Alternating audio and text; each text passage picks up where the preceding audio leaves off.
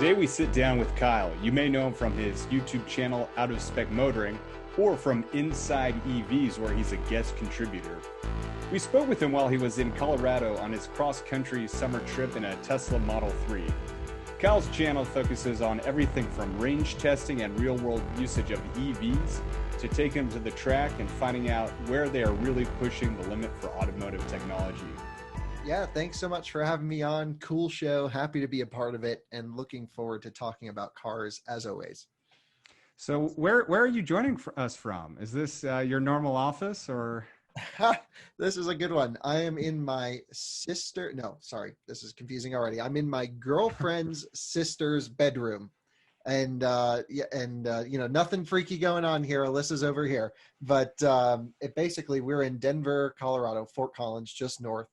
And for those who have watched the Out of Spec Motoring YouTube channel, which is likely the minority of your audience, so we do electric vehicle road trips and adventures and things like this.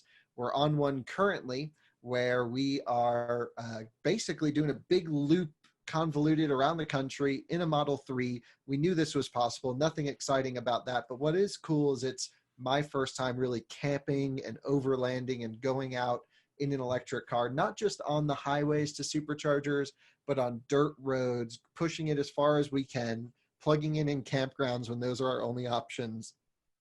Because as we all know, it's too easy to road trip a Tesla these days. Anyway, I had to come here to Fort Collins, visit some family along the way because I had to fly to New York yesterday. 2 days ago, I drove the new Polestar 2 electric car, which is very cool. And now I'm back, and tomorrow we resume the road trip. Yeah, and I think that you're being a bit modest, but that highlights it really well. A lot of your experience is with Teslas, but you also have kind of that traditional automotive background along with our automotive experience in a few different areas. But then you do tests with really long-term testing versus kind of just the normal. I mean, wasn't it the Kia Niro you did kind of the Electrify America with? Or Right, that was the Hyundai Kona Electric that's car underneath, yeah. Or close enough. Yeah, I mean, the weird thing is I'm one of the only Tesla guys out there that loves my car. Don't get me wrong. I love my car, love Tesla, used to work for them. Like, I'm all in, but I'm the least Tesla fanboy, if that makes sense.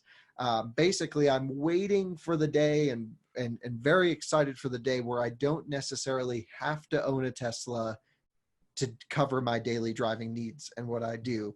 And also, I think that day is approaching very quickly. And, there's a lot of things to go into what comes next. But I typically keep cars for 9 to 12 months. Something's coming up here. So for my personal car, we might be seeing a shift away from Tesla either this year or next, which will be kind of interesting. Going to the Porsche Taycan? Well, I think used Taycans are going to be pretty good. Let's talk about this for a second, because new EVs tank in Actually, okay, so I'm going to cut you off. I hate to do this, but I can tell we can already nerd out way too easily about that stuff. Can you share real quickly, just a little bit, you mentioned you used to work for Tesla, but just kind of share how you got involved with this, how this all started, and how you're now in Denver as part of this large road trip across the country. Yeah, sure. So briefly, I, basically left Tesla to do something not working for someone else. And the goal was to travel, to, figure out what's next, what's coming. And in those travels, I started a little channel called Out of Spec Motoring. And it was really just to film our experiences with cars. I was in a unique position where I had a lot of friends with cool cars. I knew a lot of friends in the automotive industry, especially on the journalism side.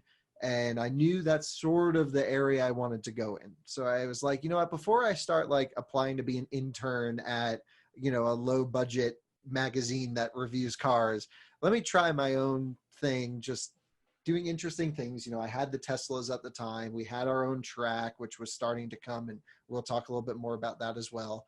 And I'm like, well, we have everything put together to make great YouTube videos, cool content specifically for EVs, and do things no one else had seen at the time. And we were the first ones really out there drifting around P100Ds and going on these massive trips. Now everyone does it, which is great. That's sort of the whole goal, is to just show that these sort of things are possible in EVs. And now it's turned into Out of Specs turned into like an adventure channel. We are a slave to YouTube algorithms like everyone else, and our really long road trip video series just outperform everything tenfold. And I mean, these videos do 2, 3, 400,000 views that are an hour long about driving an electric car places. And I've did maybe, I don't know, 7 or 8 of them last year that were cross country, big trips. And I'm like, well, I can only go cross country so many times. So I was like, all right, let's go on dirt. Let's go camping. Let's push the limits. Let's see if people like this adventure thing, because where my head's at is let's get some Rivians, maybe Cybertruck, if that becomes a real thing, some of these real exciting, potentially adventure vehicles, and really push the limits as to how far we can go with EVs. And so that's sort of why I'm on the trip, why I'm in Denver now. Well, yeah, I highly recommend, if anyone hasn't watched them, they are, it's honestly, they're entertaining unto itself, but sometimes it's just like, I mean this in the best way possible. Sometimes it's kind of a nice thing to put on right before you go to bed. It's not that it's like boring by any means. Your brain off. Kind of, yeah. And there's something about just the cutaways of seeing like open roads. It's kind of soothing, and we found whatever it is that's like ASMR of road tripping. And like I watched this guy, not that I have any 2020 maybe, but I watched this guy that reviews like military ration meals, MREs, and like millions of views on this. I'm like, I'm never going to eat one of these things, but I'll watch him for 40 minutes picking apart everything. And I think we've captured that for road trips, just by luck, by nothing else. Now that I think does sum it up perfectly. You just kind of have to find that one thing. For me personally, I probably powered through 2, maybe almost 2.5 hours of just the YouTube clips of This Old House. Because I'm currently I decided, you know what, why not? I'm going to, with everything going on, do some home remodeling, as if I didn't have enough going on before all COVID and everything else. And start a podcast, remodel your house. Yeah. What else do you have going on? Actually, this isn't my main thing. I work for a company as kind of a customer success person. I just started working for a new company a month ago. So oh, cool. It's awesome. Yeah. Yeah. I think I'm going to get a few dogs too. Just really go all in. Well, I would highly recommend doing so. Dogs are the best. I'm overdue. We my girlfriend has, it's kind of like a smaller thing, cute enough, but definitely trying to upgrade to. Yeah, one you can trip over. Yeah, well, exactly. Well, yeah, one that when it's there, as opposed to tripping on it by accident. Right. Yeah, exactly. You just got to get to the place where you at least are aware that the dog is in front of you, and then that's sort of the threshold for what's considered a dog or a rodent. But no, I mean that in the nicest way. Oh no, I call the thing a rat all the time. Yep, so you're not far off. Right. Which I think also goes to what makes this kind of oddly impressive, what you're doing with all these road trips, because you do those quite a bit, but then to do that with 2 full-size dogs in the back of a small-ish, very open is maybe the best way to put it, sedan. Yeah. Does add to the entertainment value, but I guess to just take a step. It adds to the entertainment value for everyone watching, but for us, it does not add to the entertainment value. How long have you been doing the Out of Spec channel now? Oh, that's a good question. It started, again, very sporadically as just a little side thing with my friend Ben, and we started this maybe 1.5 years ago. It was basically when we left Tesla, we were allowed to post cool stuff because, we posted a video of us towing a semi-truck up a hill with Ben's Model X. It was literally stuck in front of the sales center that we worked at. We had offices in Raleigh. And this truck was just like sliding back a snowy hill. So we hooked up a personally owned by Ben Model X 90D, cranked it up the hill. Elon shared it. Tesla shared it. As far as I'm aware, it's the most viewed Tesla video, at least the statistics as of whenever I checked last year. And we almost got fired for it because we weren't supposed to post stuff as employees, but it was on public property in a personal car. I'm like, this is so silly. So now I'm glad that we're away from that situation, have been for a while.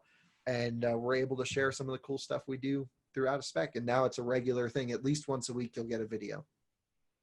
Yeah, and I think, as you kind of mentioned, obviously Tesla's play a big part of it, but recently reviewing the Volvo Polestar and quite a few other cars that are kind of showing the expansion of this. And I think one of the questions I really wanted to ask you was, given how far EVs have come, and I think there's certain kind of moats and protective things that Tesla has gone, but with all these new EVs also coming online now and in the next year or so, what would you say as someone who's actually driving, pushing them to their limits on the road trip, the thing that people say is impossible? What are some of the misperceptions that you hear that I just wish people would realize is no longer a thing? Yeah, well, I'm sort of in my own little category here. To me, I really don't like, if people are extremely happy with their Tesla, and they're happy road tripping it, there's no reason for them to go out of their way to then go learn about another product. If they're just happy with theirs, honestly, to me, it doesn't even matter if they're driving electric or not. If you're happy with your vehicle choice, then great. If you are driving a Tesla, you're extremely happy with it, and then you go ahead and say every other vehicle is crap because XYZ for the wrong reasons that you haven't decided to research or go try out, that's when I'm just like, what are you doing here? And so we see this like hive mentality of Tesla owners. It's been widely documented that like anytime there's not even competition, but a hint of smell of a great EV coming out, it's always, well, did you know my car can go 0 to 60 in 2.28 seconds and it goes 402 miles EPA? And, they do have a point. Tesla has redefined what it means to make a good car in people's minds, which is purely statistics. But as you know, we don't drive around numbers on paper. We drive around on pavement in emotional. So I'd push back a little bit. I think you're right. The change is, it used to be 0 to 60 was like the automotive definition. That really didn't mean anything, but it was a form of just saying saying like, hey, this is what this car can do. That has evolved a little bit to MPGs. Yeah. And then it's evolved now to like efficiency and range, especially for EVs. I do not think by any means that is the end all be all. And I think it is probably intentionally kind of pushed with a lot of these marketing divisions and some journalists where it's like, oh, this is the new Tesla killer. This is the new Tesla killer. Kind of going back to what you said with, it is YouTube analytics or whatever that gets great clicks. But yeah, I mean, we can talk about how you can stay alive in this business ethically and not ethically, of course. Sometimes people just have to write Tesla content to pay the bills because that's what gets clicks. But no, I tend to think that we're on the same page. These numbers are what people view as good or bad cars. But what's totally not the case is that exact thing. You can have a 50-mile range electric car, like I own an electric smart car, and I have way more fun driving my electric smart car around than I do my Tesla Model 3. But it's slower, it doesn't go anywhere on a charge, but it accomplishes its task of ripping around the city perfectly, and way better than the Tesla does. To be completely honest, it's a better car for its intended purpose. And this is where I'm starting to see Tesla owners really not, and again, they don't have to, everyone's entitled to their own opinion. They're really not getting it. Tesla's had great vertical integration with charging network, with UI and software updates. So now we're starting to see new car companies. Let's take Polestar, for example. It's fresh on my mind. I just drove it. It's a new car company, 50% owned by Volvo, 50% by Geely, but it's not a Volvo. It's just a Polestar. It's not sold through Volvo dealers. They're sold through Polestar stores and contracts, but all of them also own Volvo dealers. Right. So, but away from the sales and delivery process, the car itself is, again, this is my take on it. It's a better looking car than any Tesla product there's ever been. It's a better feeling car in terms of material usage on the inside. And it's also a better driving car from a chassis controls perspective over Model Y. And this is with really nice adjustable Öhlins dampers, big brakes. I mean, they really put some effort into some of the things that don't make it to the spec sheets or that are not the range and the numbers. And so, full over-the-air software updates, it's good. Now, is it better than a Tesla on a whole? I think the answer is still probably not. I think charging network and just vertical integration and seeing how Tesla's handled things is really a big step ahead. But we're not very far away from the charging networks figuring their stuff out, hopefully, because right now the biggest problem is station availability and uptime, not necessarily the location. There's plenty of spots to charge up. But if you can plug in, you just want to make sure that it works. Because I've been stuck with Electrify America not charging my car, and it was really a pain in the ass. So the first time I ever drove an EV, well, I driven one before, but like the first time I drove a Tesla was back in 2013. And with the whole and it was before the supercharger thing was even an experience. And it is still it's so impressive how far that network has come, but it is still also like equally impressive and kind of mind blowing how far everyone else hasn't come through the issues between just challenges around business models. I've already spoken with a couple charging networks on this podcast, and I think they've definitely got some really great ideas of how they're approaching it. I haven't spoken with Electrify America yet, but that's definitely one I'm looking to kind of get their take on it. I just think it is really Tesla. They may not be the greatest and everything, but they've done a very good job in at least getting pretty good across the board. I would agree. Quality control, who knows there? But once again, that's one area. Yeah, but I mean, even then, like I've never honestly had an issue that's prevented me from driving my car. And I think the one I had for business, there's one issue once, but it was so minor, and in compared to like every other car it had, not an issue. I mean, not really. But I do want to say what was interesting. You just compared the Polestar Volvo to the Model Y. Right. Do you see it as more of given how far it is off the ground, as more of a crossover than it compared to the Model 3? So it's in between in size, closer to Model 3, but feeling closer to Model Y. Gotcha. Just sitting in the car, it's extremely high ride height position. They brand it as a fastback. That's just PR speak for they don't know what to call it. And so basically it's, I would say it's some sort of an SUV hatchback type thing. But to me, I don't know why anyone would go and buy a new Model 3, honestly, because the Y isn't that much more money. I mean, granted, if we're talking same battery pack trim levels, and it's more practical and you're not really giving up on range and it's more comfortable to get in and out of. So, unless you're going to the racetrack or you think the Model 3 is better looking than the Y, which it is, but both don't look great, then you go Model 3. So it's really the Y versus everything right now, not so much the 3. But you get 6 miles extra range. Yeah, well, look, some people need those 6 miles every day. I don't know who does, but I'm sure someone out there. No, and I would agree with you on that. I actually am looking to get one hopefully closer to October. But yeah, I mean, as far as the convenience and the delta in what it does, unless to me, the only one that makes sense, I mean, obviously you have the standard range Model 3, and from a price difference, that's kind of one area. Sure. But then you start getting to otherwise, if you look at just kind of the most common, the long range model, really the Model Y wins. And it only makes sense if you're only looking at a Model 3 and you're cross maybe against like an M3 or some other kind of performance vehicle. And then you go up to the performance one. But there's still unto itself, those are its own big deltas between a performance sedan and a Model 3 performance. Yeah, I mean, I would say though, if anyone, like if you have an elevator, 10-second, you're in with someone, they're like, I need to buy an electric car. What should I get? It's just Model Y. Yeah. It's across the board, the best value, the best driving experience, the best seating position, great range, great charging speeds, 250 kilowatt. You really can't go wrong with that. It ticks all the right boxes. Now, if you are talking to like a Mercedes GLE owner or an X3, they may get in the Y and go, it doesn't feel as nice. And it isn't as nice on the inside. This is an argument we've heard for a while. It doesn't need to be. It's like the future of luxury. It's what I've been calling it. But, it's this minimalistic style. But still, we're starting to see other brands that have their own take on minimalistic style that might be more appealing to someone else. And that's where these cars start coming in.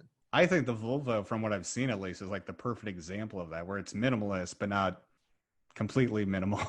Yeah, I mean, all new Volvos since 2016 on their Yeah, platform gorgeous. have been amazing. I've loved them ever since, and it's the first car that I've really had an emotional connection with in terms of I could see myself driving this. That's not a performance oriented vehicle because it's comfortable, but it's clean, it's nice, it's unpretentious. But quality, and I think these are really good things that they have going for them. You know, there's no mistaking Polestar. A lot of it's based on design. The CEO of the company was the lead designer at Volvo before. I mean, you literally have a designer running an entire car company here, and it's okay for him to do that because a lot of the technology is just pulled from Volvo. Totally. No, I think that is probably the best example of a traditional car company Yeah. bringing an EV to market. So from what we've seen so far. Right. Well, they'll have what's kind of interesting is they'll have Polestar 2 from their sub brand electric, which not a sub brand, full brand, but it's still a sub brand. I saw a quote from Matt Farah the other day. It's the hardest company to explain without using the word Volvo. I think that's their biggest issue with this car is their own branding. Well, okay, so you could see it as an issue, but you could also see it as Volvo having an extremely positive response from people out there. So like when people are out there, they're like, what kind of car is this when I was driving it? And I'm like, it's a Polestar. They're like, oh, it looks like a Volvo. I'm like, well, it's partially owned by them. They go, oh, that's great. No one was like, oh, I don't like Volvo. I mean, because no one really dislikes Volvo. You just may not be into brown station wagons like every auto journalist is. Very good point. Yeah. So I think that's an interesting way to look at it. Is it is a conversation starter about the brand and how it's involved versus. Yeah, because you don't want to basically say it's a Polestar and then that's it and be like, yeah, it's, give it no background. I mean, it's important to say show its roots, and it does that with its design language. But they're also going to have that car compete with XC40 Recharge on the other side. Yeah. And I think we all know XC40 Recharge will likely do more numbers because you'll have a great Volvo sales and delivery network already built out in the US for that vehicle. Polestar 2 is just going to be in concentrated hubs to start expanding over time. And I think this also goes to a conversation I just had with Erica Myers on one of the other podcasts, where what she was talking about, she works with the Smart Electric Power Alliance, and they're kind of analyzing how really the marketing for electric vehicles truly has been like performance and male oriented. And they see that as one of the challenges really to also kind of holding back its larger take of the auto market, along with getting in front of female buyers to think like, okay, if they're going to buy a car, I think like Model Y, XC40, what they hit really well is what we kind of discussed, where it's really usability, day-to-day, and safety are at the end of the day, two of the biggest reasons people actually buy the majority of cars. Versus kind of what we were talking about earlier, the performance, the 0 to 60, all that stuff. Those are kind of fun numbers to have to walk away with. And you have actually have you actually driven the Mustang Mach-E yet? Okay, I can't talk about that. Okay, that's fair. No, share. I can talk about. I drove it, and I drove it virtually. Right, and, I saw that. Which was kind of interesting. So they put me in a super uber realistic simulator that honestly feels just like real life. It was a very cool experience, and I drove, their Mustang 5-liter, their F-150, and then I went in the Mustang Mach-E and was very impressed. It's a cool car. But you know why people have this connotation towards this performance as a defining characteristic of EVs is because a lot of non-traditional car enthusiasts were captured by Model S and then Model 3 in their price point. And this is their first car that they've really cared about, right? And so the most impressive figures about these first-time performance guys getting these cars are range and performance. And so this now to them means these are the metrics that I must judge every EV on going forwards. And if they want to, great, there will be cars to fulfill the spec sheet race, the sticky note race between you and someone else. But if you really care about a great driving experience, pretty much anything under 5 seconds, 0 to 60 is more than enough power. Even Polestar, like I was ripping it super hard in the mountains. I was like, I don't need any more power than this. And that's coming from me, and I'm on track all the time. Like I thought it was properly powered. So Tesla, they led the conversation. Good for them. They captured a huge audience. Nothing wrong with it. And if anything, it's probably been a very positive thing for EVs because now they have a connotation that they're extremely fast. They're not golf carts, right? I'm just curious as to whether like trying to get more people in them and kind of expand to the larger automotive market. Because once again, EVs are growing, but it's still a tiny fraction. And I think that's going to change. I don't know how quickly. And obviously, I kind of get what Ford did with the Mustang Mach-E as kind of trying to put the branding behind it, put the interest around it. But even if you take, I think they really had kind of a winning formula. I wouldn't say it's the best looking car, but for the segment it's going after, it looks good. And the fact that they then kind of decide to go in and bring in the Mustang and the Mach-E connotation and the performance, I kind of think was overkill and not, I don't know. I think there's definitely going to be a small group of people that buy it. I think it'll be successful in its own right, but I kind of think it might be holding itself back by trying to go that route versus just be, I don't want to say the Ford Explorer, but I think honestly, like an electric Ford Bronco, that thing would be sick. Yeah, well, which actually funny, we just saw some Broncos high altitude testing on the way over here, on the way back from the airport. Which I'm sure, yeah. I tend to agree with Ford's move on the Mustang name, and I've spoken to pretty much everyone on the whole team at this point. I've been lucky enough to be pretty involved in the Mach-E, understanding how they did everything, and I'm not just saying this because they gave me a cool experience. Like I'm totally open here. At first, I thought, okay, this is really stupid. We're getting a Mustang that, first off, is now an SUV. That in alone is sacrilege. Yeah. And then you're taking out my V8 and my manual transmission and putting in a battery pack. Like, come on. But after thinking about it, I think Ford really decided during these talks that if they're going to build an electric car, it's going to be the best electric car that they can build. And they're going to put all of the brand's effort behind it. And what is really more iconic of a name than Mustang for Ford? I mean, you really only have Mustang, F-150, and now Bronco. Obviously, they'll have an F-150 battery electric at some point. Bronco will probably get a plug-in or battery electric down the road, speculation. So I think for this reason, Ford knows that the future is electric, and they're just going to go out with a bang. And they knew this was going to grab all the headlines. It was going to cause a lot of controversy, a lot of conversation. And right. I think, was probably the best marketing move, because if they were coming out with a Ford Escape electric, we'd be like, of course they are. Right. And then we move on. I totally get that. I think once again, I don't know. It'll be interesting to see. I just feel like tying it to, I think what they're doing with F-150 or what they're trying to do with that, I think will be really cool. There's definitely a huge opportunity there. And I agree with like trying to call it the Ford Escape, Ford Explorer. It's just not going to have that same thing as maybe Mustang.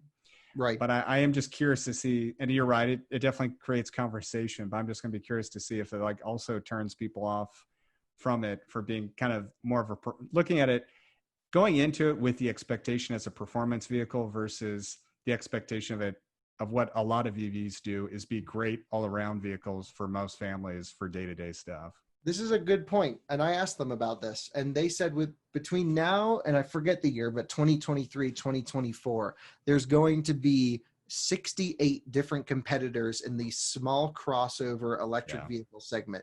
And so if Ford went and built, like what we were saying, what everyone else is going to build, because that they knew that everyone's going to build a nice, sensible family, CUV, Mazda CX-5 style hatchback with a lift kit, basically, to go do the shops.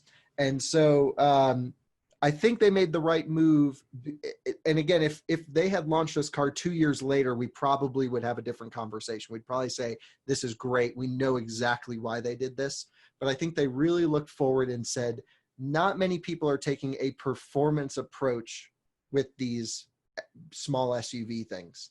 And like, for example, Volvo XC40 Recharge, no mention of performance in that car. Not meant to be. It's just a nice, comfortable way. There's going to be more of those. So I think in this case, they made the right move using Mustang. Really, and it's not just a name. It really is a performance-oriented vehicle. You can get this thing sideways. You can have some fun. It roasts tires. It's built from a drivetrain thermal standpoint to really handle the abuse.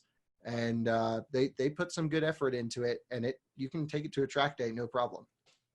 Well, that's interesting, and I will default to your expertise. You've driven it, even virtually, is more than I have done. So no, we can agree to disagree on this. I just think Ford made the right call given the competition that's coming. They needed to set. I respect the logic for it. That does also make sense. It'll be interesting to see how it works out, but I do get that. So with everything you've got going on and your kind of the cars you've been testing, where do you see EVs headed? Is it with the infrastructure? Is it going to be really about the faster charging infrastructure? Is it going to be about who has the longest battery pack? Where do you see the opportunity, whether that be on the OEM side, the charging infrastructure side? Really to unlocking more EVs across the board for people. I think in the short term, like next 3 years, 5 years, we're going to see a big push for big range. And this is going to be achieved in two ways: big ass batteries or lots of efficiency. That's the only, those are your two options. And I think probably Lucid will be king of this, more so than Tesla. I think they're going to have, you have Peter Rawlinson running the company, and he knows exactly what he's doing. He engineered the Model S. They're chasing down every last 0.5% of efficiency in every module, every area of the car. That is the approach I really like to see, is no wasted electricity. However, in the longer term, I think we're going to see a shift back to shorter range, smaller battery pack electric vehicles. The thing is, so much cost goes into the battery pack, so much extra material, so much extra weight. You can make the cars drive better with smaller packs. And I think once the charging infrastructure is there, which it is. I mean, I drove a Mini Cooper SE from New Jersey to North Carolina, which is the shortest range new EV on the market. And it was no problem, not even a hiccup. And then my friend Tom from Inside EVs, he drove it right back up and it was no issue. So the case for long range, if you don't road trip a lot, isn't really there. What needs to be there is fast charging deep into the pack that you have. So up to 80% hold your max charging curve. Therefore, on a smaller range vehicle, you can take advantage of that charging time for as long as possible. And once people sort of get around to this range anxiety going, away, and cost, of course, on shorter range EVs being relatively inexpensive very soon, that's the trend we're going to see for most urban drivers. For the guys like me, we're always going to get the biggest, longest range we can possibly get because we're just on the road, and we just not necessarily need the driving range, but need that recharge time to right. Driving distance. That's the key ingredient here. Well, I mean, I think I agree with you as far as like the efficiency going. That to me seems to be the best way to start with this. As cell production and kind of battery production scales up, there's the opportunity to do bigger batteries, but the thing starts, I think people don't appreciate this unless they drive EVs, but you almost have to approach it the other way. And the higher charge rate you can get or the more efficiency you can get in that charge from a smaller battery means inherently you're getting more miles per hour of charge versus having some massive battery that takes forever to charge up. And if it has like a 500 watt hour mile efficiency, that is the yeah. It's it's something that a lot of manufacturers are overlooking, and who has it right are the Germans. The Germans are doing, and they understand fast charging deep into the pack. Right. For example, Audi e-tron has garbage range. We know this. I mean, it's not garbage, 200 miles, but driving it normally, you get 180. But the thing is, on a road trip, it's not that much worse than my Tesla Model 3 or a Model Y, because in my Tesla, it starts slowing down at 35% state of charge, and I'm at 100 kilowatt at 50%. right? That Audi e-tron has a bigger battery pack, and I can stuff 150 kilowatt nonstop to 80%. So Right. therefore, I might be consuming more electricity, but I'm charging overall faster, factoring in the curve, even though my Model 3 may peak at 250 kilowatt for like 2 or 3%. I think that for the average user and the consumer experience, I completely agree with you. That does create a better, I would say, between the way, like you mentioned, Lucid, but essentially Tesla in a lot of ways is approaching it around that efficiency. And then also kind of the German manufacturers of focusing on the charge rate. I think that creates a better experience for the end user, the driver. But as far as the infrastructure goes, if you start running into these weird, it's easy to just think of the car and the charger, but then when you start looking at the actual electrical load and where you can start putting a bunch of chargers right next to each other, you're essentially, if you got a couple 250 kilowatt chargers going full speed, you're essentially becoming a mini Walmart in Yeah, this. well, it's like a Yeah, Costco going into the car. exactly. And that's where you start running into these issues that it'll be cool to see, like this electric Hummer and all these other things coming on. But I think they're just going to run into inherent issues with the scale of it if the charging and utility, because I mean, even charging at home, even if you go 240, once you start dealing with like a battery pack that's 120 kilowatt hours or anything larger, like Rivian and others are talking about, then you start seeing a pretty big decline in your mile per hour charging rate. Yeah, well, I mean, your rated range added per a given period of time is certainly one metric to look at when considering charging. But the there's But two. and I get what you're saying too around how long you can hold at that higher charge rate. Right. It's not, the peak doesn't matter as much as the session overall. So Right. like when we set the record New York to LA in an electric car, we only charged to maybe 40 or 45% each charger, and then pulled in at 0 to 2% at the next one, and then ran 150 kilowatt up. Yeah, that's actually a great thing to share, because I think that's originally how I kind of came across your channel, was the Oh, cool. essentially the electric cannonball run you did. Can you share a little bit about that experience and what you learned from that? Right. So we Actually, first, tell for people who might not know what it is. Can you kind of tell what it is and what you did for this run? Sure. So the Cannonball is something that's not new at all. The Cannonball Run, obviously, everyone knows the movie. It's from, the 70s. It's basically a protest of the 55-mile-per-hour speed limit to say, look, we can go across country from, Red Ball Garage to Portofino Inn. Now it's the Portofino Hotel Marina in Redondo Beach, California, just ripping it as fast as possible. The whole idea was started by Brock Yates of Car and Driver, turned into this legacy race, and it stopped in the 80s. And then in 2005, I want to say, I forget the exact year, Alex Roy took an E39 M5, ripped it across the country, and it sparked a whole new wave of Cannonball. Then there were some gas car runs. Ed Bolian held the record for a little while. And then we started seeing electric Cannonball runs going. And Alex, who, set that record in the M5, was doing most of them. Carl Reese was another huge cannonballer. And a lot of people don't, I'm not quite sure of their reasons for doing the cannonball, but I feel like mine were a little different. A lot of people just wanted to hold a record, do something kind of interesting. They try really hard to say, I went from here to here the fastest. But what I think is a great metric of is showcasing the long distance ability of EVs and watching the times decrease over time. It's really pushing technology as far as it will possibly go. And, also battling traffic and weather and other cars, but in a safe. I think, I mean, just to clarify, it's not the most legal of challenges, but it is At this point, it's not the most legal. If you were to try and break by record, you would be doing very illegal speeds most of the time.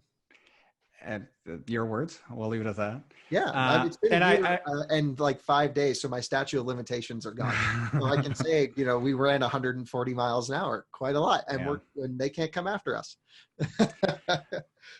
Having said that, I think what you brought up though was perfect. It's traditionally, it kind of, a big part of it is the strategy for people who are doing it in combustion vehicles to figure out, okay, what parts do I do at night so I don't have to deal with traffic.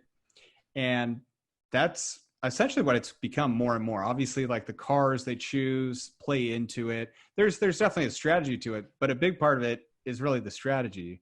And it's not so much a limit of the technology. Right. Whereas what you're dealing with is really both, but also a limit of a limit of the technology and where you choose and what path I mean, the path you take is kind of a given, but it's like which chargers you choose along the way. Whereas for the most part, if you have to in an emergency, you can go to any gas station. You kind of want to choose which ones you go to. But with this, you're really held to certain times, certain areas, and the technology of the car, battery pack. Yeah, it's there's a lot of factors that go into it. So I think at this point, like we've shown, everyone knows Teslas can go cross country. We all know they can travel long distance quickly. I'm not sure there's that much benefit trying to break the EV record with the Tesla anymore. I think we know it'll come down with V3 charging. We know it's going to get broken. I know of 10 attempts to break our record since I said it. They haven't broken it, but I know people are like trying to hold, whatever they want to do. That's cool. What I think the big thing is for technology now is doing this with a non-Tesla EV and hopefully breaking the record in a non-Tesla electric car. Whether this is going to be a Porsche Taycan, whether it's going to be a Lucid Air, but I think those are really going to be the top contenders that can come close with a really high charging rate.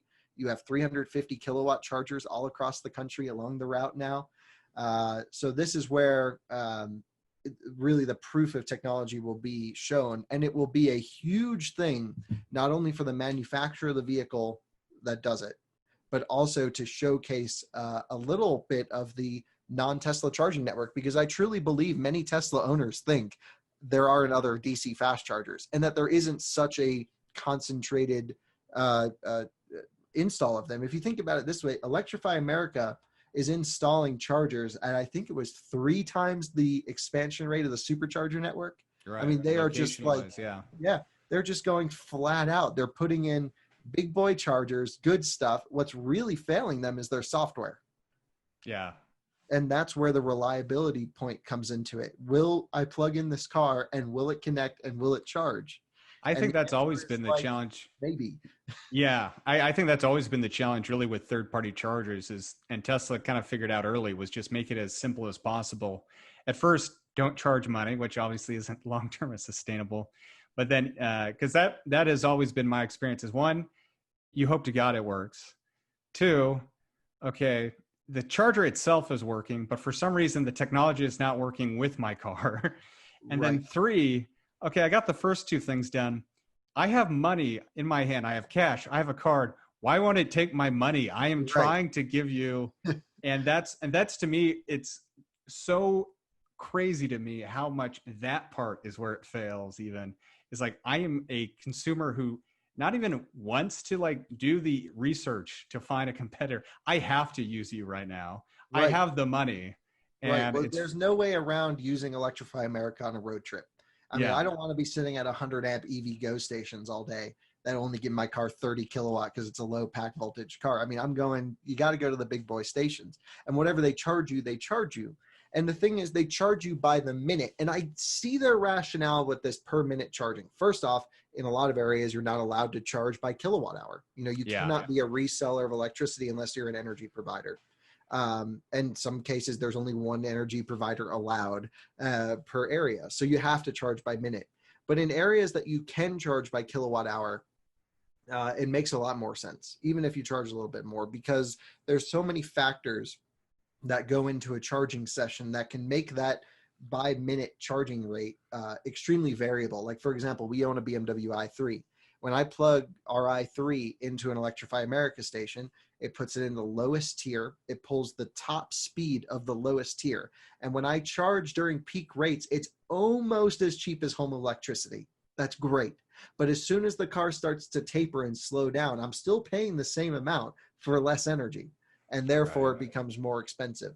The other, so that's the payment side. But it just has to work. And Electrify America had a tough job. Granted, it's for a good reason they have a tough job because of Volkswagen's problems with emissions and everything. This is the reason EA exists. Yeah. But they had basically to go from nothing with a small team, because they're mandated to spend their funds on charging infrastructure, not employees, to go and put fast chargers everywhere. And imagine calling up a fast charging company like ABB that makes, let's say, 100 chargers a month, and say, yes, we need like 5,000, right? And then they're like, okay, I can't do this. So then they have to call 3 others. Now they have 4 suppliers of chargers with varying different levels of quality and software, but they have to put the chargers in legally. So now they're just grabbing whatever they can get, stuffing them, putting in these crazy big expensive installs, and they don't work. And that's where we're at. Oh, you're on mute. I can't quite hear you, Chase. There we go. Sorry. To me, it is like really impressive what they've done, but at the same time, yeah, because of how fast they're moving, which I think it will be a short-term issue, but you're right. Yes. It is kind of perplexing. I think what would be interesting to hear from you is, since you've dealt with both that and Tesla, where do you see the biggest weaknesses currently with the Tesla supercharger network? And then what are, you kind of mentioned some of the limitations, but what other limitations do you see with Electrify America or any third-party ones? And what do you see as their strengths? Well, Tesla's done a really good job of making it easy for owners to get places. When you want to go somewhere in their car, you say, okay, I want to go to, I don't know, Montgomery, Alabama, and it will route you from this charger to this charger to this charger. Not only does it route you to them, it says, here's how many are free. And not only does it say, here's how many are free, here's how long you're going to have to wait here. So it gives you the full picture. That's key.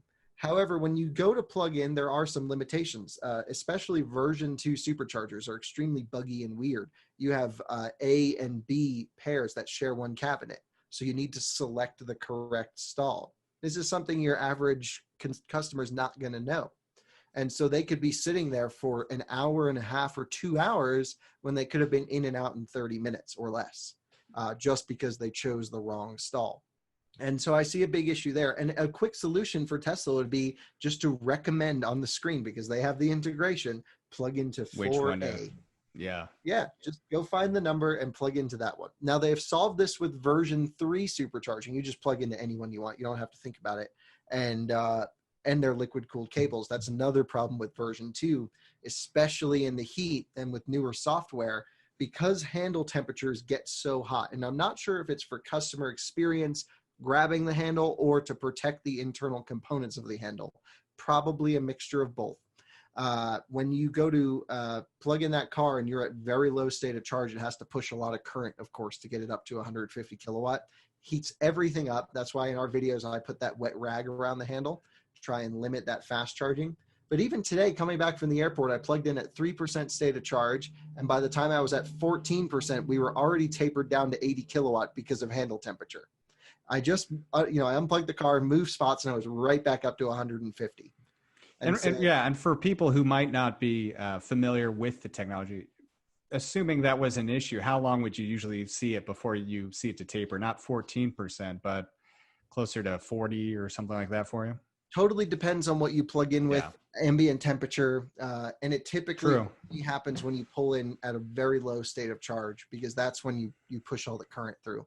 If you plug in at 30%, it's likely that it won't thermal throttle unless it's a really hot day. I've seen cases where I plug in and it won't even give max power because things are just hot sitting outside. Right. I mean, we were just in Death Valley. It was 123 degrees outside. Like, superchargers were not happy. I don't think anyone's happy at that. No, but the car did well. I was impressed with it. I drove it fairly hard. I tried to overheat it, and it basically got the rear motor warm, but it didn't really take any power away. It was pretty good. That's wild. Yeah. And with the third-party ones, I mean, I don't know if it's as common. It definitely happens on parts of like the I-5 in California, depending on holidays. You obviously get the buildup and kind of long lines. Some of that has definitely gone a lot better, but I think you kind of show that every now and then on your channel that you run into that on the East Coast as well. Right. It happens. I think it's only happened twice, but yes, it's very infrequent, typically during holiday weekends. And this is just a really a big case for version 3 charging. Where you can almost double or triple the throughput of a site just by having unpaired higher charge rate chargers. And again, the benefit with version 3 is only from 0 to 35%, Right. roughly, whenever it starts to taper. But that just getting someone, zipped up there is really a big difference. And also sharing, and the equipment doesn't get as hot. But with third-party chargers, this is where it becomes difficult. And it's not so much the issue with the chargers.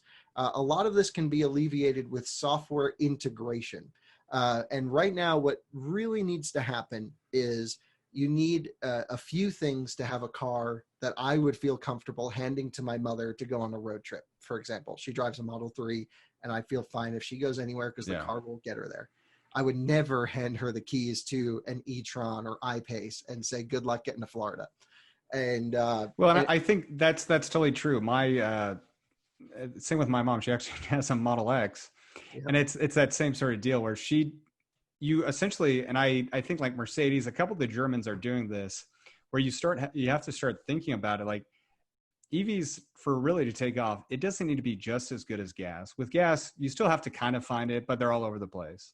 And if you really want to create that better experience, you literally just have to make the software, and it's not easy, but it's a clear path how to do it, to make it so the car literally figures it out for you and finds the places for you to stop. It's 100% necessary. It is the Tesla. Yeah, it's necessary.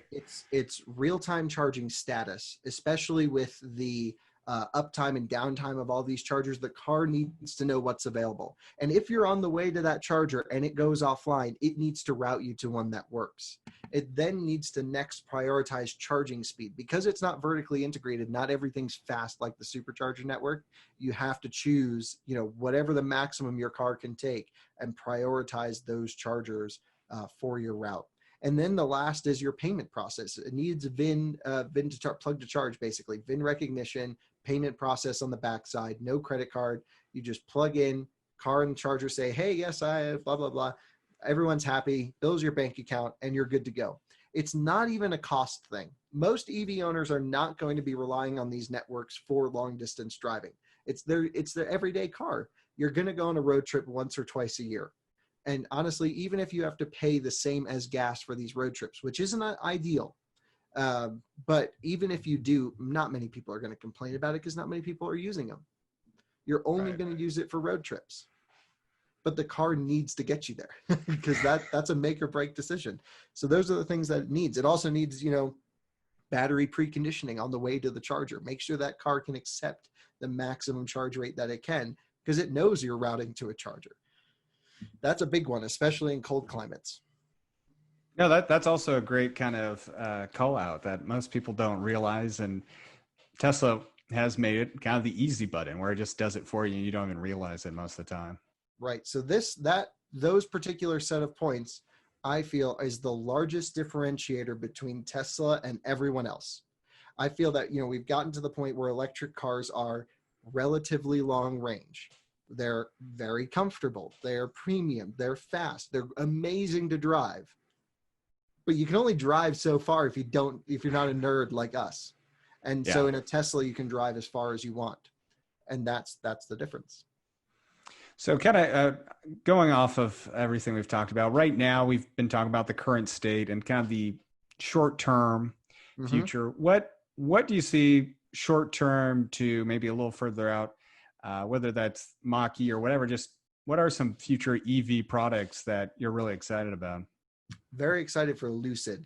Not necessarily their Air product.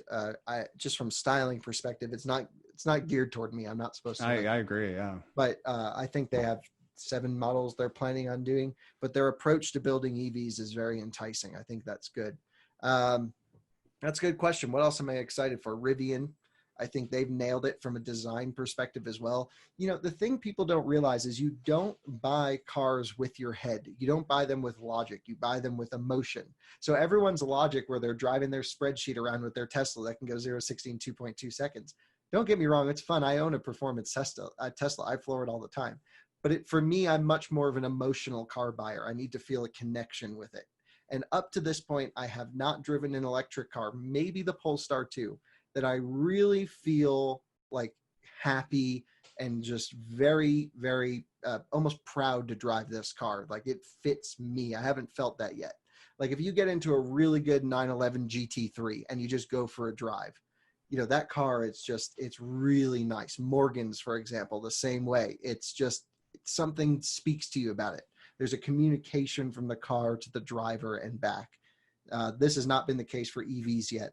And it's not necessarily a bad thing. It's the best commuting road trip device there is. But I'm excited for an EV that doesn't make me want to have a manual transmission fun car in the garage for the weekends. I don't know if it'll ever happen though. What do you think that missing part is? Is it the shifting? Is it sometimes the feel? I mean, that's where I'm kind of surprised is like even Porsches now have gone to an electric steering assist, but you get a lot of feel through them. And Right. so Yeah.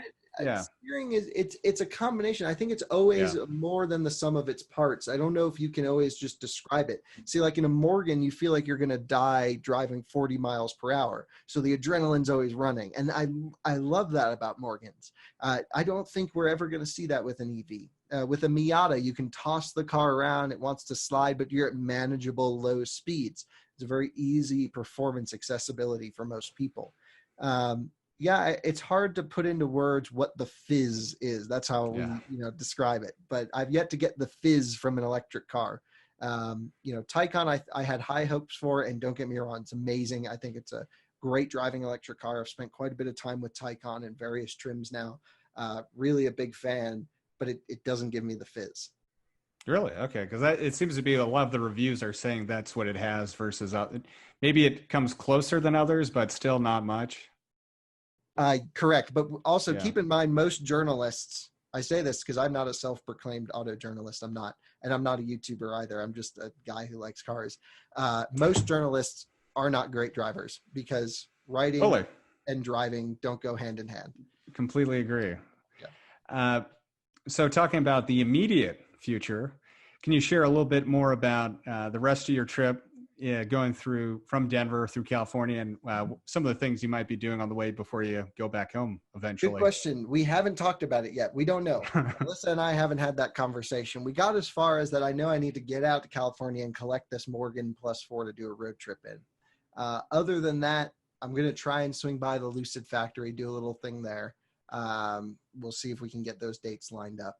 I don't really know. We've seen so many cool places. We're going to try to just go out into the middle of the wilderness, get away from people, pitch our tent, push our Model 3 as far as it will go. We had it off-roading in Moab, which was one of the coolest experiences. Jeeps were turning around and we're just scraping on the battery pack going through. It's going to be a cool episode. I do have to say, since we're just talking about it, Tesla builds one hell of a strong vehicle, because I could have sworn at least 5 times I thought we were going to rip the battery pack out of underneath the car, like full on just jamming it into the ground. And it stayed bolted in and it hasn't cared. Well, I look forward to seeing that. Yeah. Spoiler alert, I guess. It keeps running. But no, that's impressive to hear. Yeah. So once I get back, though, I'm going to do I have a whole bunch of cars lined up. i3, 2 Taycans, Polestar 2 long-term test, the Leaf, which is going to be interesting because it's now the last model year of the Leaf, or coming close to it with Aria coming out. And then we just have a whole bunch of whatever else is electric in the fleet to try to get to. And keep in mind, I don't review just EVs. I also do gas cars as well. So every week it's something new that's dropped off that I'll sometimes put on the out of spec channel, although it hurts the YouTube algorithms, but I usually write about it for one of the outlets that I work with.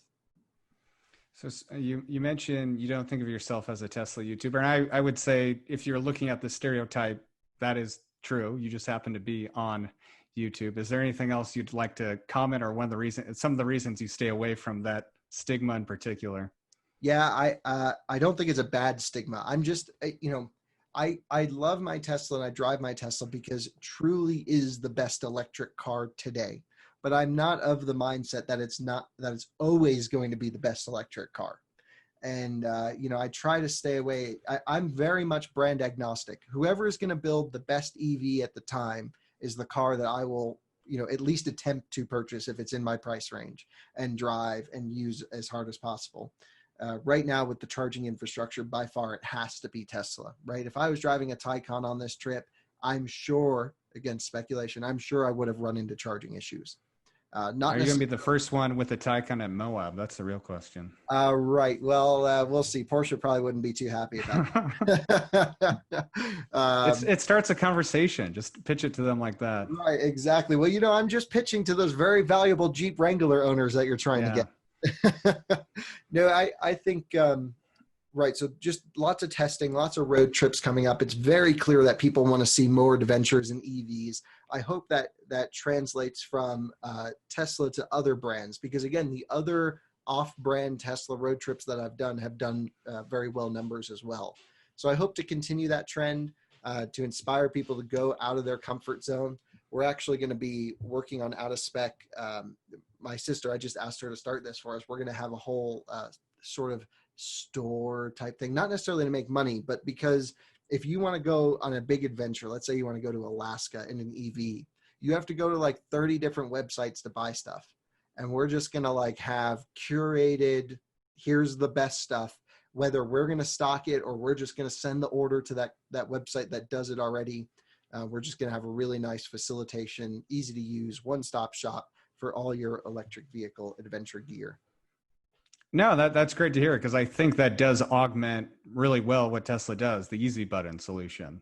Right. And that's totally true. There's a lot of easy ways to improve the car, but it's kind of a death by paper cut. You have to do a lot of things out of your way. And having that one place to kind of get all this stuff, I think will be super helpful for a lot of people, especially if they want to do road trips and stuff like that.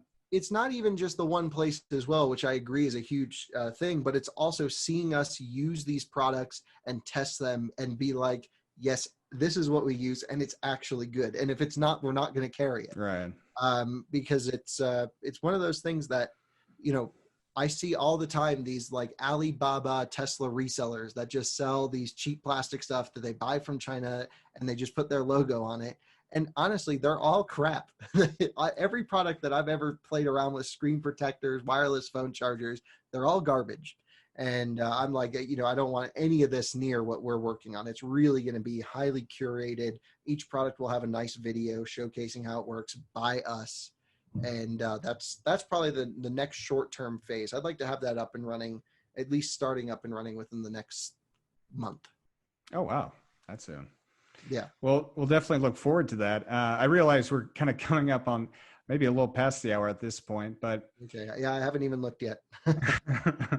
I am curious though, given your experience with doing road trips all over the place now, are there any interesting trends given the crazy times we're in that you've seen how kind of COVID has impacted these road trips, whether that's made it easier at times because less people are trying to charge, or any things that stand out to you?